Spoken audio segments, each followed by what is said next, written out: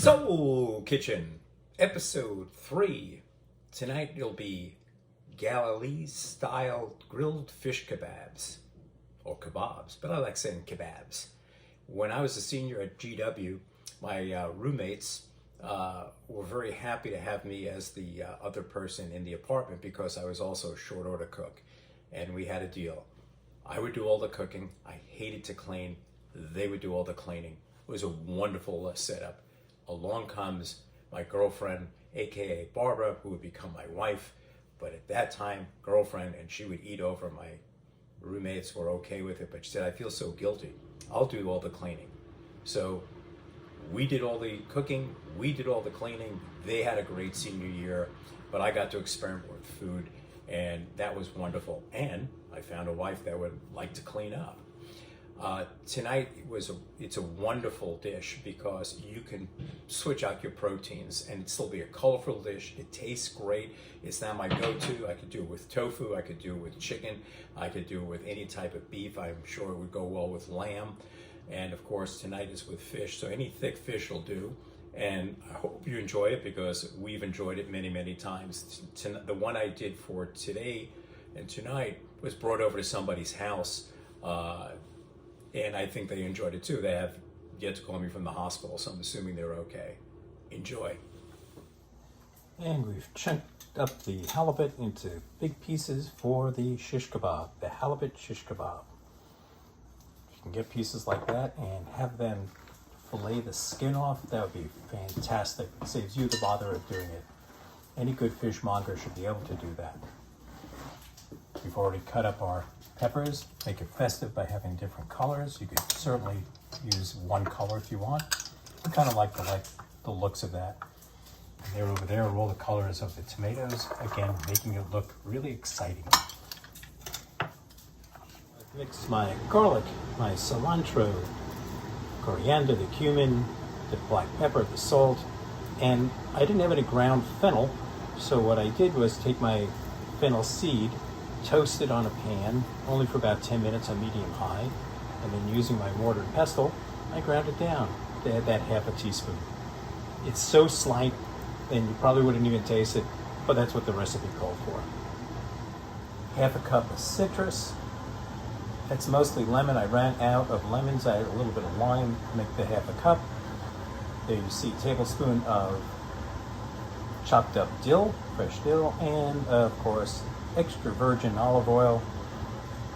Use the whisk to stir her up.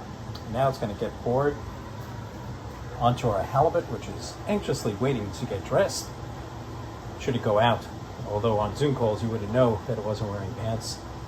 But here it goes, and then it goes in the fridge for 1 hour. So this is going to be more like a deconstructed kebab.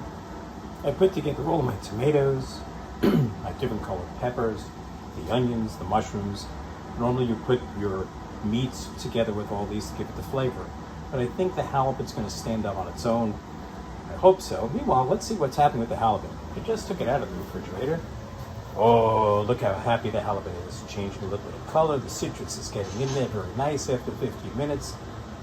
And I'll keep flipping it around after 1 hour go on. But in the meantime, I'm going to go grill those vegetables. So we're going to now go put the fish back in, because it wants to be happy, into the refrigerator. Yes, the holidays are coming. You can't get away without having your white fish and pike. Okay, so I just poured the juices back on top of the halibut that I put onto the bamboo skewers. Now, important note, should have said this earlier, but then again, I'll go back and redo it so you won't even know that it was earlier.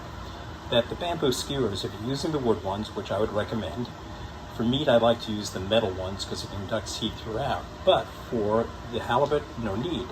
But you need to soak those wooden bamboo skewers for at least 30 minutes in water, and this way it won't burn, and if it does burn, it won't burn as quickly. So now we're going to get the vegetables off and put the halibut on, and go visit the deconstructed vegetables. There they are. Just did one flip on them. Peppers are looking good. Tomatoes are starting to look really good. Like, oh, this hot. I must be in Phoenix in the summer. And there you go, and that's my grill. It's kind of a wide one, but it's also used for smoking, which I'll get to later. But in the meantime, if you didn't want to grill, you certainly can do this in the oven under grill or roast. So there's the halibut. You notice I don't have it too close to the flame. It's about 6 inches below. And I'm going to do this for about 3 minutes per side. So 6 minutes should do it, but I'll test it just to make sure. Now, if you're using tofu, hopefully by now you know how to grill your tofu, but it's going to be less time than the halibut. But all the ingredients would be the same. The flavors will be the same. For those of you that don't like cilantro, and I know there's one of you out there, you could just use parsley, and I would use the flat leaf, aka Italian parsley, instead of the curly. It'll stick to it better. It's similar in feel to the cilantro. Okay, so it's in a container because we're bringing it over to someone's house for dinner. But this is what it looks like when you deconstruct all the vegetables. The halibut, you'll see in about 3 minutes. Well, you'll see in about 5 seconds. Will go on top. And that's our deconstructed halibut on top of the roasted vegetables, on top of rice. And it was just plain old rice. You could certainly soup it up if you want to. Okay, the halibut is on, and I had some of the extra marinade, so I poured it on. Let's give it an extra flavor. Well, for us, it really tasted good. We're just taking a little piece before we bring it over. But that's the grilled halibut, kebabs, Galilee style.